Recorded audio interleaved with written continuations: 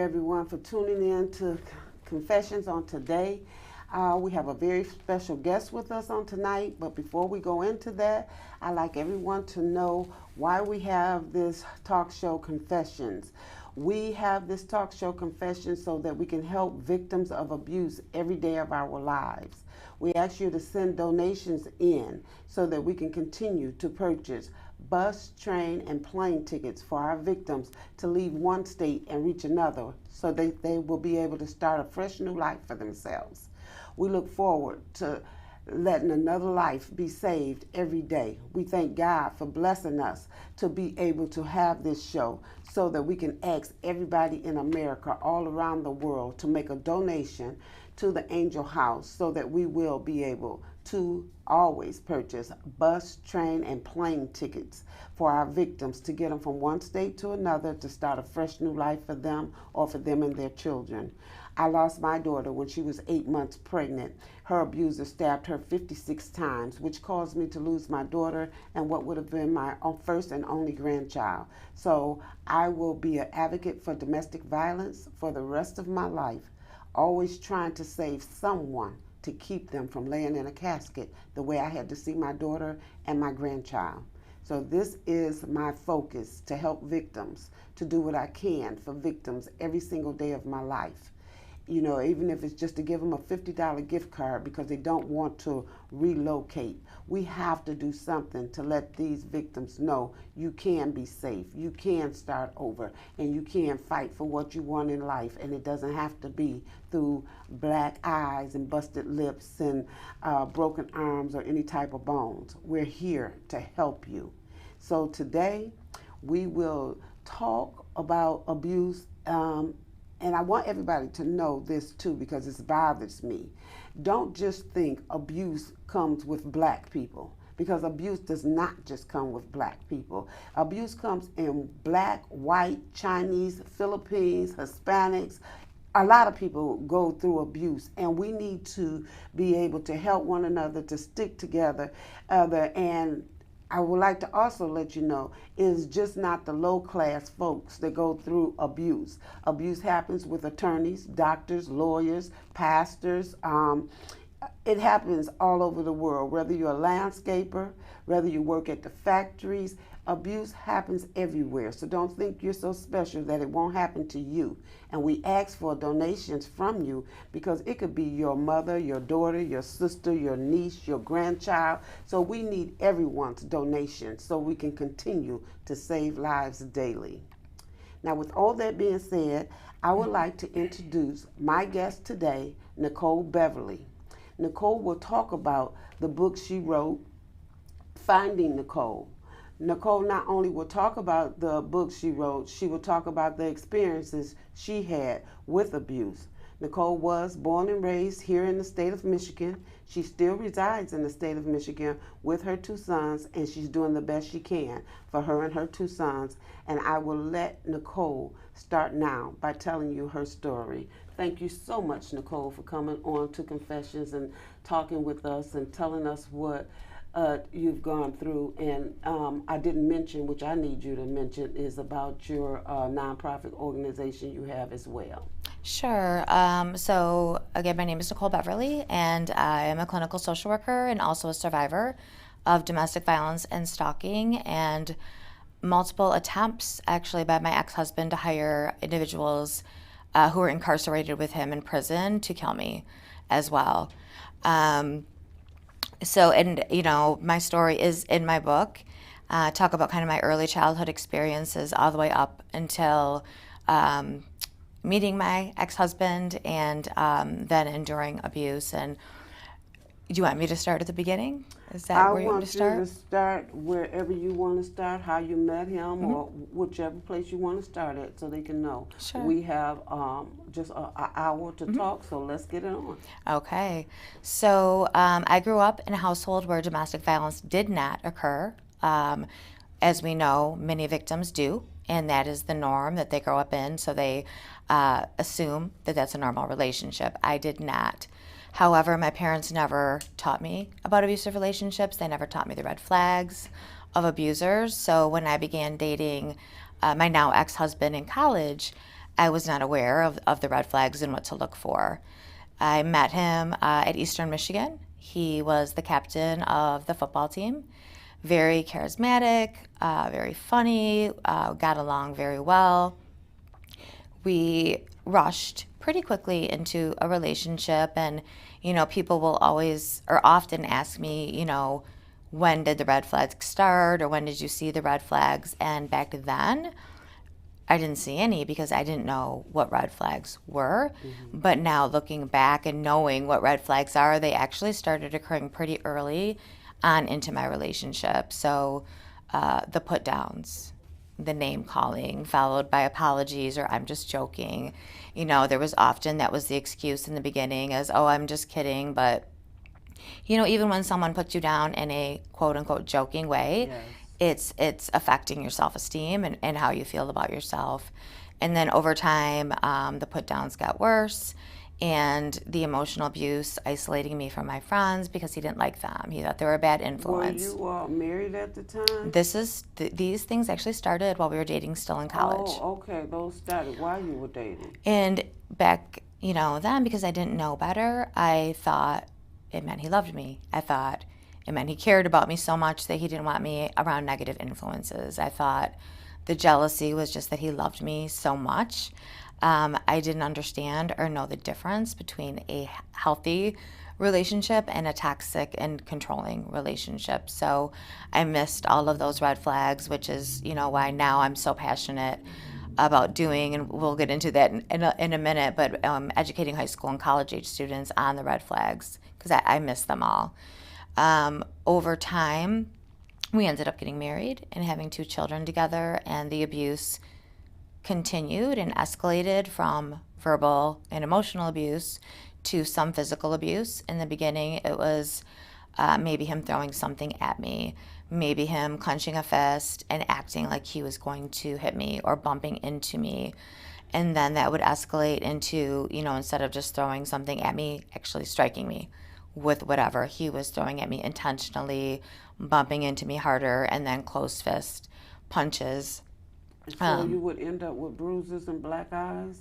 My abuser was pretty smart. He would often hit me in the head, but not on my face. And that's what a lot of abusers will do in places that you are not going to see the bumps and bruises because they're covered by hair or by clothing. So often it was on the top of my head, on the sides of my heads. There were a few bruises that I explained away at work. But he was pretty good at being strategic in where he hit me. And it came to a point, it was back in 2009, where the physical abuse had really escalated to the point that he attacked me in a very brutal fashion. And he dragged me back into the home in front of our 2 children while I was yelling for help, because I knew, and many victims will tell you that there's something that comes over their abuser's eyes, almost like a darkness that they can sense when something really bad is about to happen. And that happened that night in particular. And I knew something really bad was going to happen. And he ordered our children upstairs, and he proceeded to hit me with shoes, dragged me into our mudroom. He choked me until I saw stars. He ultimately held a gun to my head for I don't even know how long, because when you're in that trauma state, you lose track of time. But he unloaded it, he loaded it, he told me all of the reasons I deserved to die, all of the reasons why he should kill me. I was stupid, I was fat, I was lazy, I wasn't a good parent, and I thought for certain he was going to kill me. I sat and was contemplating, like, can I run? Can I get to the back door? Am I going to make it in time? But I knew there was no way that he would shoot me before I could make it far enough. And he had told me, too, that if anyone had heard me yelling for help and called the police, that his plan was to shoot the police when they arrived at my home and kill me. So then I became terrified of the doorbell ringing and the police coming to help me. So that lasted for hours. He, of course, took my keys away and my phone away, which is another very strategic move that most abusers do. They don't want you calling for help. They don't want you to be able to leave the home and escape. He had me in the room with him where I couldn't leave without his knowledge. And where were your boys? They were up in their rooms. So they stayed there the whole time like they were ordered to? Well, so I thought, and my oldest son revealed to me later that he did come downstairs at some point and saw some of what was going on. But by then, my ex had already unplugged all of the phones, and there was nothing he could do. And at that point, he was... How old was he? So at that point, he was 9 years old. Okay. And my youngest son would have been 5 years old. Okay. So they were young, Yes. and very afraid of their father. He was a pretty intimidating guy, 6'4", over 300 pounds, center on a football team. So after this abuse at that time, I understand he unplugged the phones and everything. Yes. But were you able to get help to have him arrested or anything at that time, or no? So what ended up happening is that next day, he forced me to apologize to him for almost making him kill me. And I knew at that moment that something had shifted. There were no more apologies. There were no more promises to get counseling. There were no more, I'm going to get the help. We're going to work this out. He suddenly shifted, and he was getting pleasure out of causing me fear. So you all had been talking about going to get counseling for your marriage and the abuse that you were going through. He had even gone to counseling, but he would always go to a few sessions and then stop. It was like with many, I know I keep saying many abusers, but because their characteristics are so similar, he would go to just enough sessions to show that he was putting in some effort, but wouldn't continue and wouldn't follow through. That's what they do. Yeah. And just enough to convince me to stay. But I knew something was different. And at that point, for 4 months, I told no one. And every single day, he told me if I left him, if I told anyone, he would hunt me down. That technology, the way it is today, which is true, that he would find me no matter where I went. He'd hunt me down like a dog and would, every threat you could imagine, slit my throat, throw acid in my face, disfigure me, shoot me, that I would never live to see my children graduate from high school and grow up if I told anyone. And I lived paralyzed by that fear because I knew he meant it for 4 months. Until the day came when I realized I was laying in bed and I was trying to, because I could hear him escalating. And anyone who's been in an abusive relationship, the shift in the mood, the signs, whether it's an increase in drinking or just the anger and things banging around. And so did he drink? He did drink, yes. And did he use drugs? At that point in time, he was not using drugs that I was aware of. Okay. But the alcohol use was growing. Okay. And there was, the excuse of his job was stressful. So that was And what did he do? the reason. He did medical sales. Okay. So he sold medical devices to physicians. And I found myself that night, though, trying to figure out how am I going to get that gun before he gets to the gun so that I can defend myself. Because I knew the next time he had that gun to my head that I wasn't going to make it out alive. And it was at that moment that I realized you have to get out of this relationship, Nicole, because you're going to die or you're going to kill him. And either way, you're going to be in prison and your kids won't have parents. So how long did you all date before you married? We dated on and off for 9 years. 9 we met when we were 18. Yeah, but was he was abusive then, by verbal abuse, by calling you out your name and verbal stuff, abuse. and yet you still married him. And I'm asking this question while we're on television, so people don't understand why victims stay with abusers, but they're quick to gun us down. So they need to know that fear was there. You weren't getting physically abused at the time. You were just getting verbally abused, which you really wasn't aware of. So maybe that's why you said, I do. Yeah, and I will say abusive individuals are very strategic in the way they break their victims down. Yes. They're very strategic. It's, so often when I talk to other victims, they'll say, I just woke up one day and realized I was no longer the same person. And, again, it started with the jokes of insults, and then the insults grew and the put downs, and they break your self-esteem down in a way that you don't even realize what's happening until you feel kind of almost, the best way to describe it is a loss of yourself, which is why I called my book what I did, which is Finding Nicole, because I did have to find myself again Right.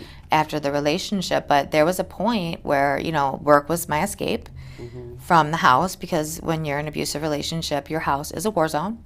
Exactly. You never know what's going to happen. Exactly. But you always have hope, because when you first start dating these individuals, they are charming, they are loving, Thank you. they are the ideal partner. They're the prince charming or princess, or they pretend to be what they want you to think they are to Right, suck you into these exactly. relationships, and you then have hope that you're going to get back to that if you just try harder, or you work harder, or they get counseling, or you go to couples counseling. So that was in the beginning why I stayed.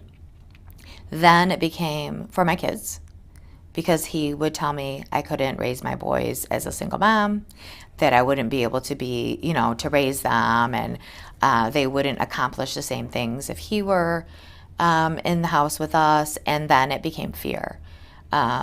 Terror of what he would do if I left. But finally, I made the decision to leave, and I got a personal protection order. I made a safety plan. I took 3 laundry baskets of clothes with us, and we fled our home. And how did you do that? Was he at work?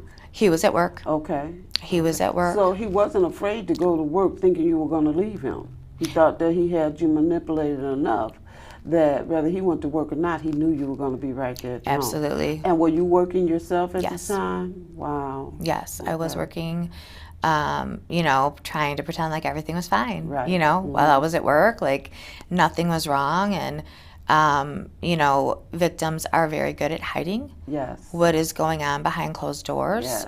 for a lot of different reasons. But yeah, he was convinced, and in many ways he was right. I was terrified. So Well, he did how have did he control end of up power. in prison? So after I left, even with my personal protection order in place, he could not leave me alone. And he continued to stalk me for 2.5 years. And I called the police 13 times out of the 911 for multiple reasons. Him following me, stalking me, trying to run me off my road, being in my under my deck, trying to drag me out of my vehicle at McDonald's parking lot when no one, and not one person stopped to ask me if I needed help. Wow. He ended up being arrested once and charged with aggravated stalking. That was pled down to stalking, and he was right back out Wow. on probation. And then he still couldn't leave me alone and continued to stalk, threaten, and harass me. And I was living in fear at that point too, because he would say things like, "You're going to come home and not know I'm in your house. And I'll get you in the night and I'll slit your throat," or, and it was terrifying when you're always looking over your shoulder and living your life that way. It's a horrible place to be. Now, Nicole, did you stay in the same house that you all were in with the children? Oh, well, how did he find you? No. So when I first left, I rented a home, and he was able to, because he was in sales and he was very suave and manipulative, he was able to convince Detroit Edison to give him my address. Wow. And he knew just enough information. And then after that rental house for a year, I ended up purchasing a home when the market was really, really low, and I got a foreclosure, and he was able to somehow, some way, get just enough information out of my kids to figure out where we were. Okay. And the stalking continued. He ended up, there was an incident where he was arrested again on Halloween, where he was driving past my house and threatening to kill me. And the aggravated stalking charge stuck that time. However, the judge had agreed to give him what's called a Cobb's agreement, and he was going to release him back on the street again. Wow. And I had not agreed to that. I was terrified, and I made the decision to make as powerful as possible of a victim impact statement to try to convince the judge not to let him out. And by the end of that court hearing, the judge did reverse the COBS agreement and sentenced him to 15 months up to 5 years in prison. And in our state, the reality is that typically people are getting out at the very minimum sentence. So at that 15-month mark, I got the phone call that he was going to be getting out. And they actually had moved him from Jackson to the Detroit Reentry Center. And that's when I got a phone call from Victims Services in Lansing that inmates were coming forward at Jackson Prison with his, sharing that he had, number one, been telling people, even in his groups, that as soon as he got out, they were going to see him on the news for killing me and killing my children also. And how he planned to do it in a very graphic way. That's a very powerful thing right there. But I look at it like that was God, because those inmates didn't have to call Crime Victims of Michigan. Those inmates didn't have to tell them anything. They could have just did what your ex-husband wanted them to do. Absolutely. And took you and your sons out of here. That's how come I'm saying I'm thankful to God, because he uses people to do certain things. And he used those victims to go to Crime Victims because they didn't know you. Right, he did, and I have the letters. Actually, the letters are in the book that were written by the first inmates that came forward.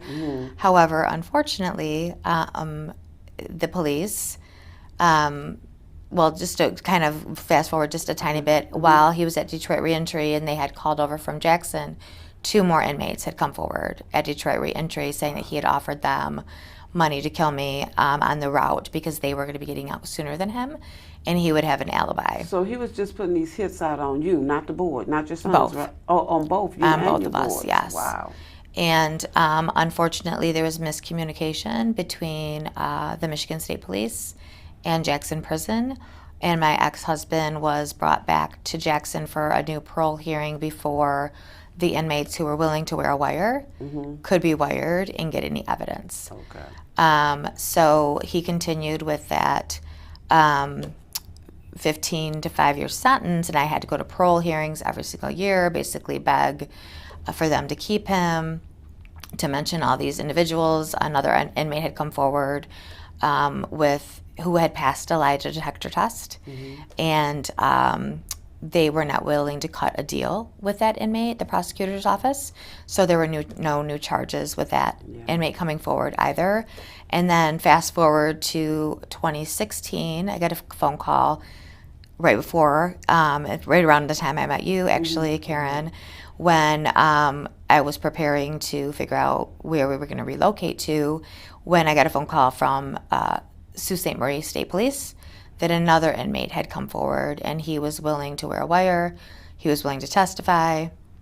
Thought, we've got him this time. Like, they can't mess up 6 times, these investigations and cases.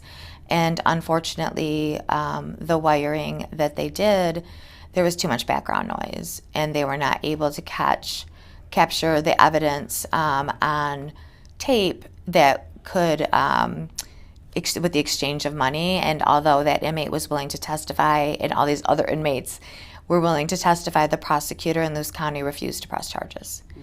And that's when I decided, we were going to have to leave the state, but then there was a part of me who's a fighter who was like, yeah, that's what was my next question. I don't want to leave the state, and I'm going to fight for this. Because I remember you coming to the Angel House so that you could leave the state, but then you changed your mind. But do you know what made you change your mind to stay here and fight for you and your children to have a residence here? Yeah, so there were a few things that actually changed that. One was that I learned that once I changed my name, and I changed my social security number to go into hiding, that I would lose my college education, I would lose my job history, and I'd be starting over with nothing. Right. So I'd lose my master's degree that I worked so hard for. I'd lose my school social work certifications, all of my job experience, and the experts in Washington, D.C., who were, walking me through this process had told me there's an incredibly high population of victims who end up homeless after having to change their identity because they're not able to find work and sustain an income. And a lot of people aren't, if you explain your situation, willing to take a risk on hiring someone who has hits on their life, especially in my field, which is clinical social work, Yeah, populations. So that's why I want to tell my audience, thank you for listening to Nicole. She is a strong woman who was able to stand up and say, no, I won't run. And she knew she wasn't going back to that victim. She's not one of the victims that will leave state and think it's a mini vacation and then come back to that abuser 3 or 6 months later. Nicole knew when enough was enough, and she wasn't willing to run with her son. She knew she was rooted here in Michigan. She knew she had education. She knew she had a place for her boys. She knew her mother and father were here. So she fought the fight. Yes, she did come to the Angel House to seek relocating out of Michigan. But before she can finish her PDI, she decided to say, no, I'm going to fight for this. And her oldest son was just leaving to go to college at that time. Yes. So if he was 9 years old when she was going through this abuse and then getting ready to enter college, she didn't want to have to tell him no, he couldn't go to the college where he wanted to go. And although Nicole was strong enough to stick with that, she was even willing to move her and her youngest son to the college state. I remember that, to where your son was going. So a fresh start might have helped her, but she took a better stand. And like I said, and I was lucky though, because my story, for whatever reason, hit social media. It hit the Detroit Free Press. Yes, I remember we were that. able to get enough support where people were calling and writing letters to the Attorney General.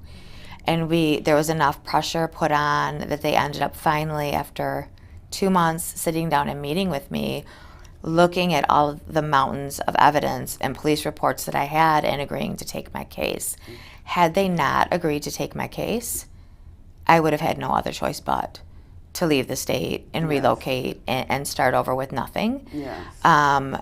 It was, I was at that point, and I was blessed and fortunate to have that happen, and we won. The case, and my ex-husband has since been sentenced to 13 to 30 more years in prison, but his earliest release date is 2030, which is 9 years. Yes. So he could be out as soon as 9 years from now. But through people like me who pray all the time, we're going to pray, we're going to keep you covered. He can get out in 9 years, but you're still going to be covered by the blood of Jesus. So I don't look at it like you're going to be in any danger. And hopefully by that time he'll be then open his eyes and realize I can't do this anymore, because this woman knows how to fight back. She's not fighting back with guns and knives and things like that. She's fighting back the legal way.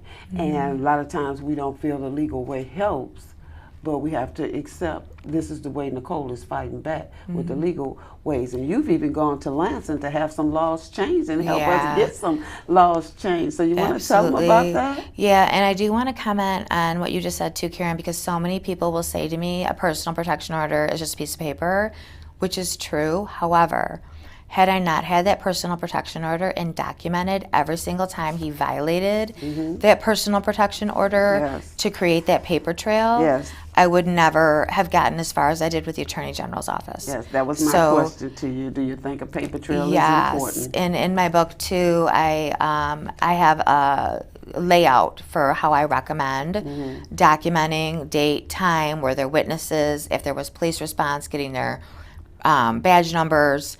And it's sad, but I started to live my life where I had carried a notebook with me everywhere I went, because I knew I had to write it down then, because you forget. Yes. When you're afraid and you're fearful and you're running, someone's trying to run, you're not going to remember those details. So as soon as I would get to a safe space, I'd pull out my notebook and write things down. And I had, in this last trial, thankfully, those notes on the stand with me. And I was able to refer back to them. And had I had that, I would have been much less believable by a jury, credible, because I would have been trying to remember years ago. And, when your brain's gone through trauma, you don't hold on to those memories. I applaud you for that, because I tell all these victims that come to me, you have to keep a journal. It's very important to keep a journal. So Absolutely. I really applaud you for that. My daughter that's still living now, I tell her to keep a journal. Absolutely. But thank God she's not in an abusive relationship. But We do. We need to keep a journal for everything we do in life because we never know what will happen and when it will happen. Yes. And then the legislation that we fought for 6 years, almost 7 years, to get the address confidentiality bill passed, and it was just passed and signed into law in December. Now tell them what that is, because a lot of people don't understand what the address confidentiality is. Sure. Just like Detroit Edison gave out your address. Right. So 39 other states have address confidentiality bills. Michigan did not. But what it will do is it gives victims a P.O. box and your driver's license, your voter's ID, voter's registration, all of your mail, your utilities will all be listed at that P.O. box. All of your mail goes to the P.O. box, and then the individuals working there forward it to your home address so that you're not traceable. They also have incorporated some online resources and training because we know now we've got to hide ourselves online too, right? Yes, it's not just yes. our utilities and our driver's license that are going to lead our abusers to us. There's also different websites that you can go to make sure your information is hidden online, and different questions we should be answering when we're signing up for different websites and credit cards to make sure our information isn't being sold, to keep it confidential and private. And they did build some of that into the language for the bill to make sure people are going to get that information and resources. Yes. But it will hopefully save lives in our state by protecting more victims' addresses and not allowing their abusers to find them so easily. Right. So that is something we have to be thankful here in Michigan. That law was changed, and we can be protected a little bit more. So we can thank was it the governor who signed that bill? She did sign it. Right. Yes. I remember seeing that on the news that she was the one, our new governor, to sign that bill so we can go forward with that. So that is another way for victims to help themselves here in Michigan. But now I'm going to let Nicole, because I've been interrupted asking questions, go back to your story. And but did you feel your abuser, with him getting that extended time, did you feel that was good enough for you, or you felt like he should have gotten more? I was relieved that he was convicted of something, but I still truly believe that all the attempts at trying to hire people to kill me, he should have been charged with that. And I'm not. Didn't charge him? He was never charged with that crime. Wow. He's never been charged with attempt to hire, and he's attempted to hire 5 individuals to kill me and my children. And that confuses me because he's in prison. Where's he going to get the money from to pay these people to kill you? Well, when he first went to prison, he had taken out all of our retirement funds, all of our kids' college savings, all of our checking accounts. He had, and that's another part of domestic violence is financial abuse. Yes, we do know that, yes. And what he had also done, unbeknownst to me, is he had transferred. I had an open credit card that we had paid off that was in my name, and he was an authorized user. So another lesson I always tell people, being an authorized user, he was able to change the address and phone number on my card. Wow. And he was able to transfer over 2 of his credit cards, totaling $21,000, onto that credit card that had been paid off. Wow. And then didn't pay it. So now my credit was ruined. Yes. He had my car repossessed because he was supposed to be making the payments while we were going through the divorce process, and my car was literally repossessed while I was at work, which was great. So using that financial abuse, because he's gonna do anything, or abuser can do anything to make you have to come back. Yes. You don't have a car now. You don't have money now. I've ruined your credit. You can't rent an apartment. Yes. And he was also trying to get me fired. He was calling my work. During court, it came up that he called my cell phone, I think 108 times in a matter of hours, but he was also calling my employer. Wow. So not just my desk, but also the receptionist desk and other numbers. And I was very lucky to have an employer who didn't fire me, and not all victims are as lucky. Right. A lot of employers see that as, it's the victim's fault. Right.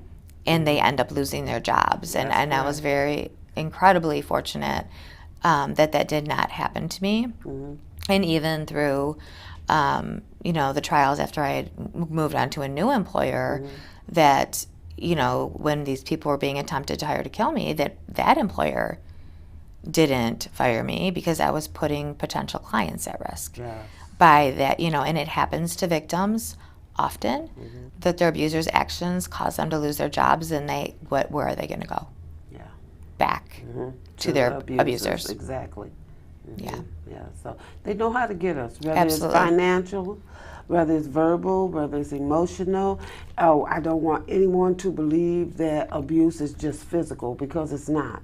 Right, absolutely. So, would you tell us a little bit about your organization, the name of it, and what your organization does for Sure, victims? yeah. So I started a nonprofit organization called the Enough Initiative, and our focus is on prevention. So getting into high schools and colleges and really teaching the red flags of abuse, telling stories of victims, and make it as interactive as possible. And I'll start by telling the story and having the students identify what red flags they missed, and then tell the outcome of the story so that they can really see how by missing certain red flags, how severe situations can end up being. We also talk about what to do if you already are finding yourself in an abusive relationship, Yes. or feel like you might be abusive in a relationship, because what we know is that 1 in 3 high school students has already been in at least one abusive relationship. Right. 90% of them have told no one, and I think 60% of them surveyed have said they have no idea what to do if a friend is in an abusive relationship, and parents surveyed are not talking about it. Right. They're not talking to their kids about domestic violence and the red flags. So that's our mission, is to, we can't, like with any epidemic, until you create the shot or the prevention, all we're doing is putting on Band-Aids and putting out fires. Right. So by teaching, what the red flags are, then we can have people avoiding these relationships altogether, or maybe we can catch individuals who recognize that they're abusive and get them help early enough that they can hopefully possibly change the outcome and not end up, hurting someone severely, or end up in prison, incarcerated themselves because of their actions. So that's the biggest piece of our work. But then we also do victim empowerment workshops and retreats, because what we do find is very, very often victims get out of one abusive relationship and they don't work on themselves enough to really fully love themselves. And I've got on this is my Enough Initiative self-love shirt. This is our Open E logo. And they don't. Oh, yeah. Thank you. That's our organization. And we have T-shirts, sweatshirts, hoodies on there available. But we really find that they don't do the healing work and they end up in another abusive relationship. And it might not be physically abusive, so it's emotionally abusive, so they justify it. Well, it's not as bad. So by doing these workshops and retreats, which we will be having one on August 6th through 8th, in Ann Arbor, so keep an eye on our website. Now, is this an overnight retreat, or it'll be a full weekend? Every day? Well, we're going to have 2 options. So we're going to have the full weekend option where people can actually stay. It's going to be at the Stone School Chalet in Ann Arbor, and or you can come for the day, and we'll have the different rates. It's going to be we've been fundraising as hard as we can during COVID to make this happen with as minimal cost for victims and survivors as possible. But we want to have both options so that local people can come and people from out of state. This is why I love this show. I've only been doing it a short period of time, but victims like you're sharing your story, you're telling us what you're trying to do, your organization. So my prayer is that many victims are listening to this and they will attend Nicole's domestic violence retreats, because victims need this. You can learn a little here by watching the show every Tuesday, but you can even get more hands-on by attending Nicole's retreat coming up in August. Yeah, absolutely. Yeah, so that's why I love it. I'm so glad that the victims, you all are now survivors. I'm a survivor. We can come on here, we can talk, we can share our information, and prayerfully we are helping somebody. Absolutely. And I do want to point out too, so my book does incorporate my story, but the entire last section of it is a guidebook for victims, from everything from the red flags of abuse, so you can kind of know what they are, to really understanding why victims stay, everything from the shame and blame, love, fear, and also the neurochemical changes Yes. that happen in our brains with these toxic, abusive relationships. And then the tips and guides for, like, when I left, I had no money and I couldn't even afford a house alarm. So, like, there's home security tips on a budget Right. that we have in here. So there's lots of information and resources because I didn't want to just have it be my story. I wanted it to be for people to be able to, find way. And there's recovery strategies in it as well, because it's so hard to overcome and find yourself again Yes. after leaving an abusive relationship without putting in a lot of hard work. Yes, as it is hard work to free yourself from an abuser, and you have to know the right steps to do it. And in her book, she will help you with that. Can you buy this on Amazon? Yep. So Finding Nicole is available on Amazon. It's also available on Barnes and Noble and the Book Baby shop. Okay. And I believe Target and Walmart still have stock. They seem to be running out a little bit more quickly. But yeah, so Amazon for sure, and Book Baby shop. You can do a search there as well for it. Okay. And how much is the book? The book right now on Amazon, I think, is $18.95. Okay. And on my Book Baby shop page, it is $17. Okay. Okay. Well, thank you for sharing that with Yeah. us. But I do have a couple of questions Sure. for you. I need to know, if a victim came to you right now on your job and said, Nicole, I need help. I'm going through this. I'm going through that. What would you say to that victim? So I would probably ask them, could they meet me somewhere confidential, like for coffee, or even come over. I get contacted all the time Yes. through Facebook, through Messenger, or referrals from friends Yes. of people and family members Yes. of victims who want to talk. And I always feel like the best thing is, if face-to-face is best. COVID's made it a little hard. Yes. But by phone, just to really get a good understanding of what's going on. But, advice would be, what all the research is showing us is that no matter how many times abusers promise us they're going to change, they don't. And if they've hit you once, the likelihood that they're going to hit you Yes, again exactly. is incredibly high. Even with the different programs that abusers are being sentenced to, the recidivism rate is extraordinarily high, which is showing us that they are not effective Yes. programs for rehabilitation. Because as we know with anything, unless someone wants to change, they are not going to change regardless of what program they go through. So, and it's hard. I do have some friends who are in abusive relationships and have left and gone back, and I always tell them, it's going to happen again. And when it does happen again, I'm here for you. My door is always open and I will help you. But always be supportive. But in terms of a victim who's living it right now, you really have to understand the danger of your abuser potentially killing you. And there are actually lethality assessments, Washtenaw County. We finally started doing them there. All of Washtenaw County is doing them, not just the Sheriff's Department. And it's a series of 13 questions. And if people want to do them themselves, you can look them up online. And it really can assess your risk for being killed by your abuser. And it can be very eye-opening because it's asking questions about, do you have shared children? Have you ever been strangled? Are there weapons in their home? Is there substance abuse going on? And it'll give you kind of a rating, and it can be very eye-opening to really understand your risk. And as we know, the homicide rate for domestic violence is going up extraordinarily. Over the past 3 years. I believe we're at like a 20% increase. We're completely going in the wrong direction, which shows us again that our prevention initiatives are not working. The rates of domestic violence and homicide are going up, not down. So we have to change what we're doing to prevent this epidemic from happening. Now, a lot of the colleges and schools, they have continuing education there. And what is your feelings or your opinions on them having a domestic violence class there? Would you be interested in doing that, or would you refer people to teach that class? Yeah, I've actually, I taught one for Eastern Michigan University. Okay. One of their continuing ed classes for their like master's level social workers. Right. So absolutely, and I will say I was very excited. Even though we were supposed to be there in person this year, we did our first college event as the Enough Initiative for North Carolina A&T Oh, okay. University. Great, Yeah, great. it was a little. We couldn't be there in person, but I really want to hit more colleges. Right.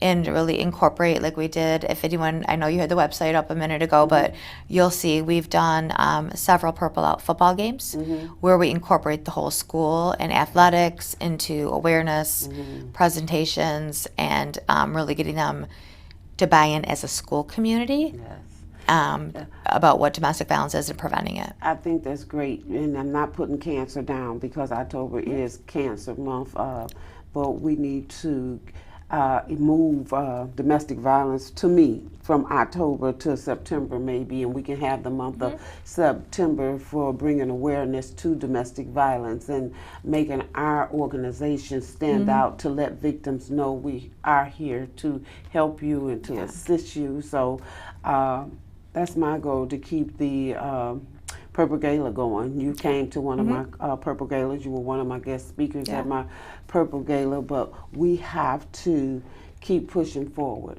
And just like I say, I'll be an advocate for domestic violence for the rest of my life because of the way I lost my daughter and my grandchild. And I'm a survivor from my children's father. He was very abusive, but I left when they were 4 and 7, and hope that either one of them would ever go through it, only to lose my youngest child from it.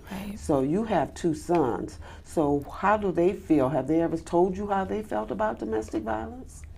Yeah, so because of the work that I've been doing in speaking in schools, including their school, which I've asked them before I did it, of course, because I didn't want to ever put them through an uncomfortable situation, you know, and they hear me speak so often. And it was actually for the North Carolina event, one of Miles, my oldest son who plays football at Delaware State, his friend is the one that coordinated that whole event at North Carolina A&T. So my boys are actually have other people reach out to them for information and advice about it because they know they're very well versed in it, or will contact me and have me reach out to them.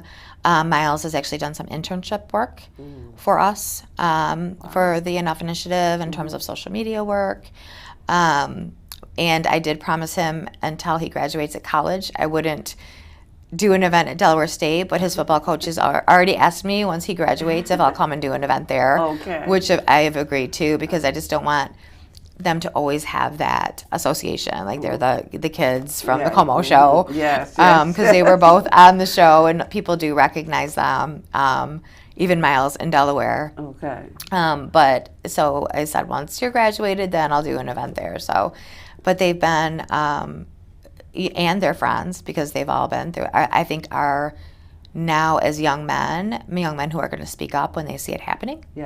Young men who are going to talk to their female friends about it if they see it happening to them, which is another benefit of these presentations, because even if the students that we talk to are never going to be a victim or an abuser, they're someday going to be the doctors and the lawyers and the police officers and the teachers and the parents of, and will someday encounter domestic violence and are going to have enough information now, hopefully family court judges, which is another huge issue we're facing right now, and are going to be able to be educated and understand it a little bit more than they would had they been not given this information at an early age. Right. And with them being boys, do they ever say they're embarrassed by what their father have done, or do they ever say they want to go visit him? So in the beginning, when they were younger, I think were very embarrassed because their dad was in prison. And this is something I think as a society we really need more programs for kids whose parents are incarcerated, because if you lose your parent to death, you get sympathy, you get GoFundMes, you get Social Security, you get I'm so sorry, and people are talking to you, reaching out, you get grief counseling. If you lose a parent to prison, you're told not to talk about it, it's embarrassing, it's shameful, there are no GoFundMes for you, it's a completely different way of looking at it. And in the beginning, they would tell people their dad was dead, or that he lived out of state because they were ashamed.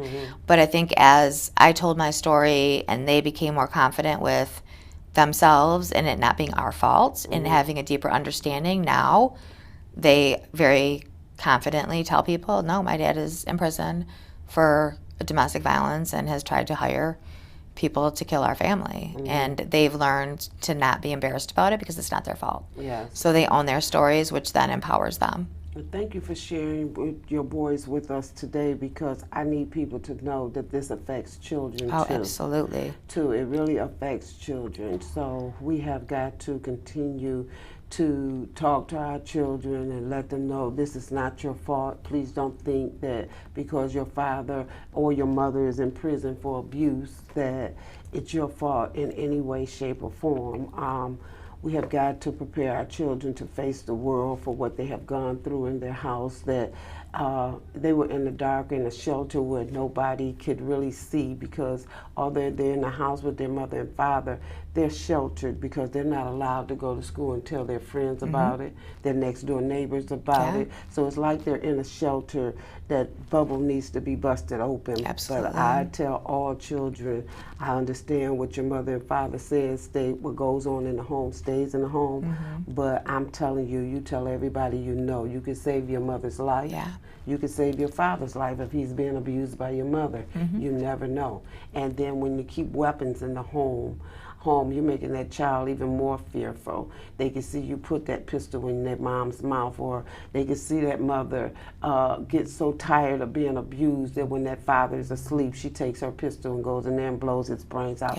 That will be with those children for the rest of their lives. So domestic violence is not just about the victim that's going through, it's about the children that's involved as well. Absolutely. So I try to hit on all areas of abuse, because women don't realize it. You know, they feel because they're going through abuse, it's just them. Not if you have children in that home. Right. And the likelihood of your child, if your child is growing up in this and seeing it, the likelihood of them becoming a victim or abusive is extremely high, because that is the norm for them. Yes. This is what they know. And it also, childhood trauma, domestic violence being the number one. Yes. Causes actual brain chemistry changes in children that makes that harder for them to learn in school, harder to focus. And so it affects children in many different ways. And it's very similar to a soldier being at war, except you're living in a war zone 24/7. If you're living in a household where domestic violence is occurring, and it is just, we're seeing the same trauma effects as we see in soldiers returning from war, and victims and children who are experiencing domestic violence. Right. And this is what we go through all the time, that we really have to work our way through this. And I thank God for more and more organizations, nonprofits opening up like yours and mine. And the lady last week who I had on here, hers was My Beating Heart. So everybody's trying to do something, but I want all these organizations to know too as well, if Nicole is full or she can't send anybody here to for her program, Enough Initiative. Yep, the Enough Initiative. Yep. And she should be able to send them to the Angel House. If I had a shelter and it's full, I should be able to send them to Nicole, or we should be able to send them to Haven or Safe Haven. Nobody should be trying to block anybody, because we all need help. We need to help one another, not try to close your doors up and say, let's not tell her about this. No, share our programs. First Step, all of them. We need to share, work together, because if we don't work together, this with us trying to stop domestic violence is not going to work. Absolutely. So I appreciate it being connected with all these different states. In a way, I'm really thankful that a lot of the agencies here in Michigan did tell me, your daughter just died, you're not ready to start your organization. They gave me motivation to go on. And I now am connected with other states, nonprofit organizations, so I can send victims to those states. And We just got houses here in Michigan from somebody in another state that's opening up these houses here so we can send more victims to here, and they won't have to feel left out. So it's about sharing, it's about helping, it's about giving. And when we do all that, we are the ones that's getting blessed because we're putting an end to this horrific act of crime that's out here. Right. Yeah. So. Yeah. And as we know, there's not a lot of funding, and funding keeps getting cut for domestic violence programs, and a lot of it stays at the top and doesn't trickle down to the organizations who are actually doing the boots on the ground work and helping victims. And I wholeheartedly feel that needs to change, and I'm hoping that can change at a national and state level with the funding being reallocated to organizations who are providing direct services to victims. Okay. Now, Nicole, I have to ask you this. With you gone through all the domestic violence that you've gone through and going through the court systems and different trials, are you afraid to date now? I wouldn't say I'm afraid to date, but I am very careful with dating. I'm guarded. I'm definitely guarded. Okay. But I have dated. I do date. For quite a while, there weren't a lot of people interested in dating someone who had people hired to kill them. That kind of puts a damper on your dating situation. And even still, for someone to understand that my ex could potentially be getting out in 9 years and what that's going to look like for me can be a barrier. Yes. And it is scary, especially if someone has children of their own, to think about what that could look like for their kids and their family, which I 100% understand. And I've had several people tell me they could handle it who ended up not being able to handle it when it came down to like Max almost getting released or the police being at my house. When it gets real, it gets scary. So it's unfortunate because in some ways, because of that, my ex has been able to continue to control me even He's from in prison. And he's controlling your dating life. Yes. Although he's not doing it physically, he's doing it because, just like you said, they don't want to be bothered once they find out he's going to get out and they might have to deal with him. They don't want that. I understand. Yeah, sadly he's still, in some ways still controlling parts of my life, which is unfortunate. Well, I'm sorry that is happening to you when it comes to your dating life, and I hope it gets better for you so that you can be prepared for your husband that's going to come to you, hopefully. It's going to have to be someone amazing. Yes. And I always say, like, I have such an amazing life now. It's going to have to be someone who just brings something even more amazing because good, amazing friends, family, work, like things are so good. Like I don't feel a void. And that's when we get in trouble, is when we feel lonely and avoid, because that's when we settle. So I do know my expectations are high. Now, did everybody hear what she said? When we feel lonely and feel a void, that's when we settle for less than we deserve. And we're never to settle less than what we deserve. We have to think high of ourselves. We have to know that we are more than, I say we're all queens. Yes. And we're to be treated like royalty. So that right there being said, please remember what Nicole said. And we'll be working on that at the retreat. Oh, see? Helping people really, come up with, being able to set boundaries and identify what they truly want in a relationship and what they're not willing to settle for, and also to develop the skills to help them. And tell us again, when is this retreat? It's going to be August 6th through 8th. And we'll be sharing, now that we got through our big event this past weekend, we'll be sharing details soon about how to register for that retreat. And we can go on your website and find that. Yes, Okay. Absolutely. Okay. We also have a Facebook page, the Enough Initiative, an Instagram, a Twitter, that you can find us on and follow us on as well. Okay.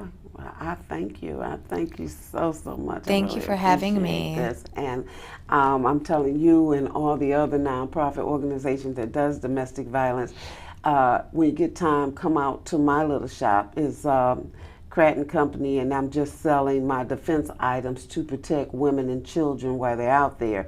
We have the defense items to put on the children's zippers and stuff, so if someone does snatch them, they just pull the string out and the siren is so long. We have it for college students to put up under their doors in the college dorm rooms. If they open that door, that alarm is going to go off just like a house alarm. So we're selling stuff like that to protect our victims, and the sales are going really good. And if you want to come out to Dixieland Flea Market in Waterford, Michigan, that's where we are selling our defense items and selling the book Confessions, and we're moving forward because we can use all that money from the defense items and from the books to go towards purchasing bus, train, and plane tickets. But just me doing it by myself is not enough. Just like you need other people helping with your organization. Absolutely. We really need people donating big time to help us continue. Like I said, it could be your mother, it could be your daughter, your niece, your granddaughter.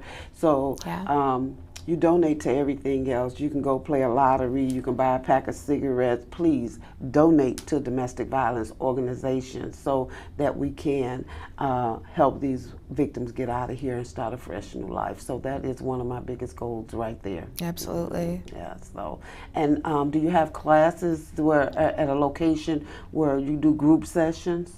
Right now, on Wednesday evenings, we do have a online support group for victims who can come on. It's at 7 o'clock p.m. on Wednesdays. You can come on for support, to ask questions, even if it's about legal issues that you might have. So we're doing that just because of COVID. We're still virtual, which has been in some ways good because we have people from out of state who can join us too. Okay. And then we'll be doing the retreat, and then hopefully as COVID thins out and goes away, we'll be able to do more of the one-day workshops, which will be, have different focuses, but some of them will be heavily focused just on rebuilding ourselves and finding ourselves again so that we don't end up settling for these toxic, abusive relationships again in the future. And you know what I didn't ask you? When you were going through your abuse, and when your parents found out that you were going through that abuse, what were their responses to you? And not just your parents. Do you have siblings? Yep, I have one sister. Okay, and how did that go?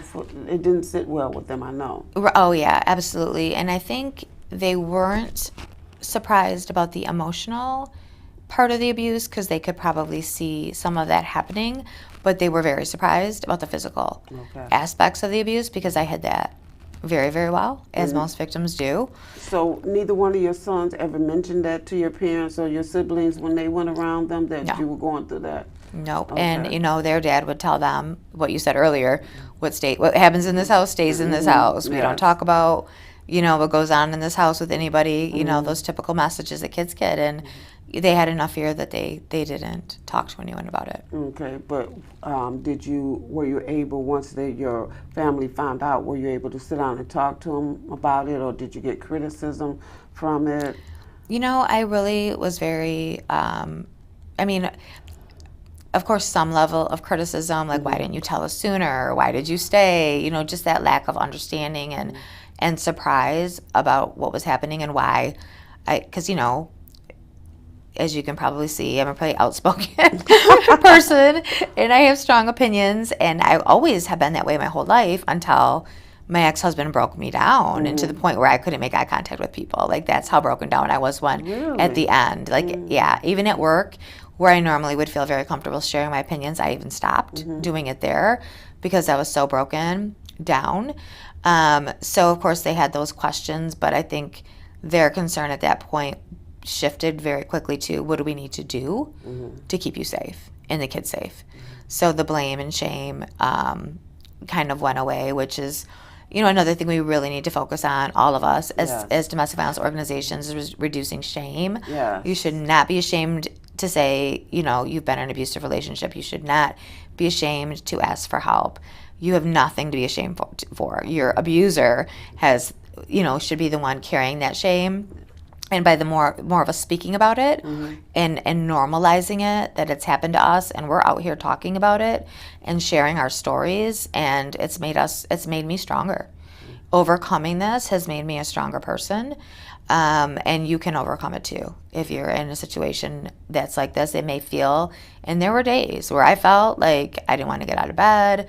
I felt like, I was never going to survive this. I wasn't going to get it through, but I took it. It was one day at a time. Sometimes it was 1 minute at a time to get through.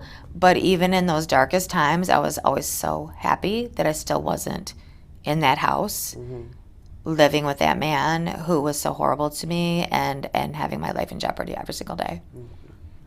Okay.